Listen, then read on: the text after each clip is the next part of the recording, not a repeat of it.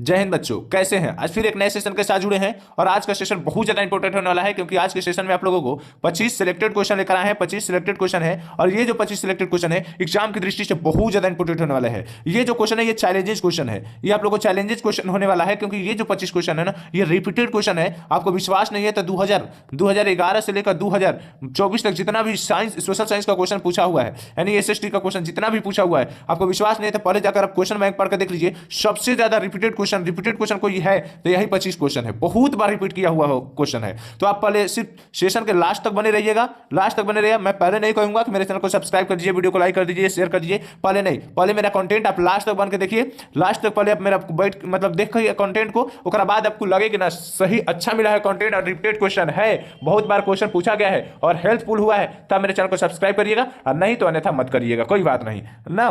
चलिए 25 क्वेश्चन है, 25 में आपका कितना सही होगा? जैसे 20 सही होगा, 22 सही होगा या फिर 24 सही होगा या फिर किसी का अच्छा तैयारी हो तो 25 में 25 भी सही हो जाएगा। जितना सही होगा उतना कमेंट में भी लिख दीजिएगा, सर मेरा इतना में इतना सही हुआ है। जैसे आंसर कैसे देना है, ए का ए अगर सही है तो ए देना है, नहीं तो बी देना है, सी, जो भी आंसर सही होगा उसको कमेंट में जरूर प्रेजेंट में लिखते जाना है, ठीक है ना। चलिए स्टार्ट किया जाए क्वेश्चन को पहला क्वेश्चन को स्टार्ट करते हैं। पहला क्वेश्चन क्या कह रहा है? पहला क्वेश्चन कह रहा है कि बाढ़ क्षति पहुंचाती है, कह रहा है क्वेश्चन कि बाढ़ क्षति पहुंचाती है किसको? बाढ़ क्षति पहुंचाती है फसलों को, पशुओं को, भवन को या फिर उपयुक्त सभी को। आप पहले कमेंट में लिखिए इसका आंसर क्या होगा। सब लोग कमेंट में पहले लिखिए इसका आंसर क्या होगा। बाढ़ क्षति पहुंचाती है किसको, पहले आप कमेंट में लिखिए। आपका नेम क्या है और आप कहां से देख रहे हैं ये भी आप कमेंट में लिख दीजिएगा, ठीक है ना। इसका राइट आंसर क्या होगा? राइट आंसर इसका डी हो जाएगा। राइट आंसर क्या हो जाएगा? एक नंबर का राइट आंसर क्या हो जाएगा? डी हो जाएगा, ठीक है ना। उपयुक्त सभी, उपयुक्त सभी, उपयुक्त सभी, सभी उपयुक्त सभी। क्योंकि देखिए अगर बाढ़ आएगा तो फसल को भी बर्बाद करेगा, पशुओं को भी जान से मार देगा, भवन भी गिरा देगा, यानी उपयुक्त सभी हो जाएगा, ठीक है। राइट आंसर का डी हो जाएगा। चलिए 2 नंबर क्वेश्चन को देखते हैं। क्वेश्चन बस 25 को देखने का है पर क्वेश्चन जो है ना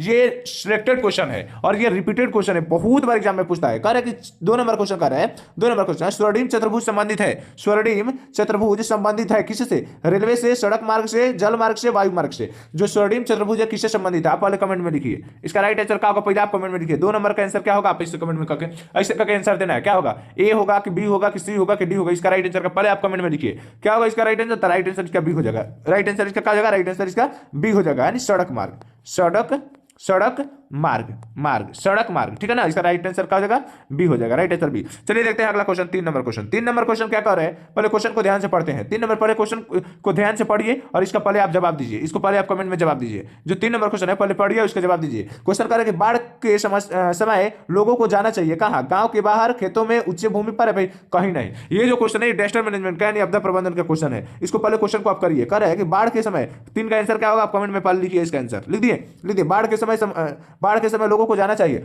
गांव के बाहर, खेतों में, उच्च भूमि पर, कहीं नहीं। इसका राइट आंसर क्या होगा पहले आप आंसर बताइए क्या होगा। राइट आंसर क्या हो जाएगा? राइट आंसर सी हो जाएगा, ठीक है ना। राइट आंसर इसका क्या हो जाएगा? 3 का क्या हो जाएगा? सी हो जाएगा। कहां जाना चाहिए? तो उच्च स्थान पर, उच्च भूमि वाला स्थान पर, भूमि, भूमि पर, उच्च भूमि पर। इसका राइट आंसर क्या हो जाएगा? सी हो जाएगा। चलिए देखते हैं 4 नंबर क्वेश्चन। 4 नंबर क्वेश्चन क्या कर रहे हैं? 4 नंबर क्वेश्चन कर कि निम्न में से कौन क्षेत्रीय राजनीति दल है? निम्न में से कौन क्षेत्रीय राजनीति दल है? 4 नंबर क्वेश्चन है। 4 नंबर क्वेश्चन का पहले कमेंट में आंसर दीजिए, कमेंट में आंसर लिखिए, पहले लिखिए, आप लिखिए क्या होगा इसका right answer. Bharatiya Janata party, भारतीय राष्ट्रीय कांग्रेस, जनता दल यूनाइटेड, भारतीय कम्युनिस्ट पार्टी। क्वेश्चन क्या कर रहे हैं? क्वेश्चन पहले 4 नंबर को समझिए क्या कर रहे हैं। निम्न में से कौन क्षेत्रीय राजनीतिक दल है?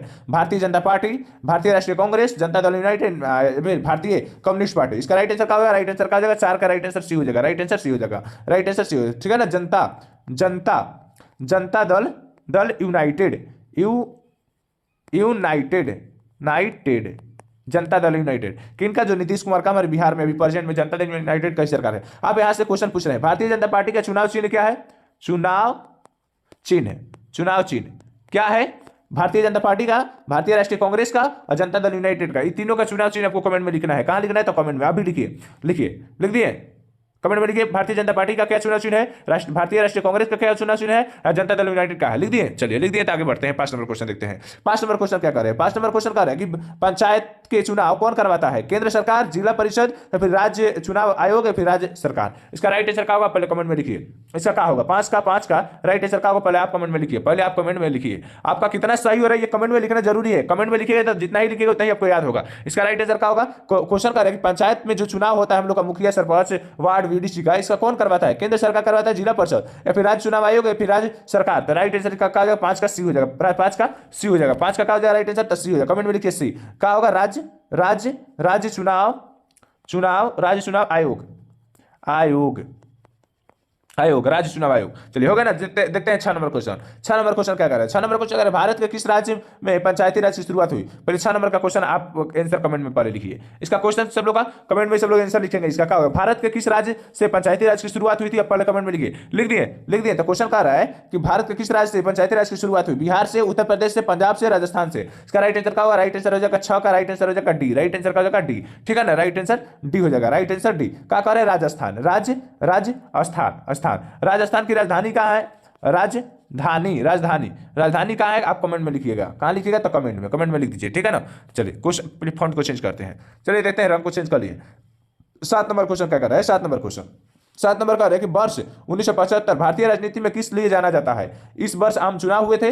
श्री इंदिरा गांधी प्रधानमंत्री बनी थी। देश में आंतरिक आपातकाल लागू हुआ था। फिर भारतीय जनता पार्टी की सरकार बनी थी। जो राइट आंसर का हो, पहले 7 का राइट आंसर का। ज्यादा क्वेश्चन नहीं है, 25 ही क्वेश्चन है। 7 में पहुंच गए, ज्यादा क्वेश्चन नहीं बचा हुआ है। ठीक है ना। पहले आपको भी बताना है कितना, इसका आंसर क्या होगा आंसर इसका? कारण कि 1975 में भारतीय राजनीति में किस नाम से जाना जाता है, मतलब किस लिए जाना जाता है? ये जाना जाता है। राइट आंसर के साथ हो जाएगा, राइट आंसर सी हो जाएगा। देश में आंतरिक आपातकाल लागू हुआ था। देश में आंतरिक क्या हुआ था? आपातकाल लागू हुआ था। किसके द्वारा? तो इंदिरा गांधी के द्वारा लागू किया गया था। चलिए 8 नंबर देखते हैं। 8 नंबर क्वेश्चन कर रहा है कि ताड़ी विरोधी आंदोलन किस प्रांत से शुरू हुआ था? पहले आप कमेंट में लिखिए 8 का आंसर। 8 का आंसर पहले आप कमेंट में लिखिए। पहले आप क्वेश्चन को पढ़िए, आप मेरे साथ लिखेंगे तब जाके कहीं ना कहीं आपको याद ज्यादा होगा। चलिए, अगर आप मेरे चैनल पर पहली बार है तो चैनल को अगर सब्सक्राइब करना होगा तो कर लिए, नहीं तो पहले लास्ट तक आप वीडियो को पहले देखिए। लास्ट तक देखिए। लास्ट तक देखने के बाद आपको लगेगा कि नहीं सही कंटेंट मिला है, अच्छा कंटेंट मिला है और 20% में याद हो गया, तो आप चैनल को सब्सक्राइब करिए, वीडियो को लाइक जरूर करिएगा। आपके पास जितना भी व्हाट्सएप ग्रुप होगा, व्हाट्सएप ग्रुप सब में शेयर कर दीजिएगा। क्या कर दीजिएगा? तो शेयर। आपके दोस्त लोगों को भी पता चल जाएगा कि ये 25 रिपीटेड क्वेश्चन है जो एग्जाम की दृष्टि से बहुत ज्यादा इंपॉर्टेंट होने वाला है। क्या क्वेश्चन का 8 नंबर की ताड़ी विरोधी आंदोलन किस प्रांत से शुरू हुआ था? बिहार से, उत्तर प्रदेश से, आंध्र प्रदेश से, तमिलनाडु से। इसका राइट आंसर का राइट आंसर ए हो जाएगा। ठीक है ना। बिहार से। कहां से? तो बिहार से। इसे हम लोग सब लोग बिहार से हैं। ठीक है ना। बिहारी बोर्ड के हैं ना आप लोग, सब लोग बिहार बोर्ड से हैं। 9 नंबर क्वेश्चन का 9 नंबर का पहले आप पढ़िए, इसका जवाब कमेंट में लिखिए। पहले कमेंट में क्या करें कि धर्म को समुदाय का मुख्य आधार कौन मानता है? सांप्रदायिक, नारीवादी, या फिर धर्मनिरपेक्ष, या फिर जातिवादी। इसका राइट आंसर समुदाय। धर्म को अपने समुदाय समाज का मुख्य आधार बना लेता है। कौन लोग बना लेता है? तो वो बना लेते हैं सांप्रदायिक लोग बना लेते हैं। ठीक है ना। राइट आंसर का राइट आंसर है सांप्रदायिक लोग। ठीक है ना। Right answer. 10 नंबर क्वेश्चन देखते हैं। 10 नंबर, ज्यादा क्वेश्चन नहीं बचा है, 15 और क्वेश्चन बचा है। 15 और क्वेश्चन। ठीक है ना। अब 25 क्वेश्चन है। कह रहा है 10 नंबर क्वेश्चन कि सत्ता में साझेदारी सही है क्योंकि। क्वेश्चन को ध्यान से पढ़ना है। कह रहा है क्वेश्चन सत्ता में साझेदारी सही है, सत्ता में साझेदारी होना चाहिए, पर क्यों होना चाहिए ये क्वेश्चन पूछ रहा है। यह विविधता को बढ़ाती है या देश की एकता को कमजोर करती है, फैसले लेने में देर करवाती है, फिर विभिन्न समुदायों के बीच टकराव कम करती है। इसका राइट आंसर आप पढ़ने के बाद आपको खुद पता चलेगा इसका राइट आंसर क्या होगा। आप पहले कमेंट में लिखिए 10 का आंसर क्या होगा। 10 का आंसर क्या होगा? सब लोग कमेंट में लिखिए। तो 10 का आंसर क्या होगा? 10 का आंसर राइट आंसर डी हो जाएगा। ठीक है ना। राइट आंसर इसका क्या हो जाएगा? डी हो जाएगा। कह रहा है कि विभिन्न समुदायों के बीच टकराव कम कर देता है। अगर सभी लोग देश के जो सत्ता में अपने साझेदारी निभाने लगे, सब लोग अपना जो कर्म है वो करने लगे, तो विभिन्न समुदायों के बीच जो टकराव फैला हुआ है देश में, ये क्या हो जाएगा? कम हो जाएगा। चलिए 11 नंबर क्वेश्चन देते हैं। 11 नंबर क्वेश्चन क्या है कि नेपाल में सप्तदलीय गठबंधन का मुख्य उद्देश्य क्या है?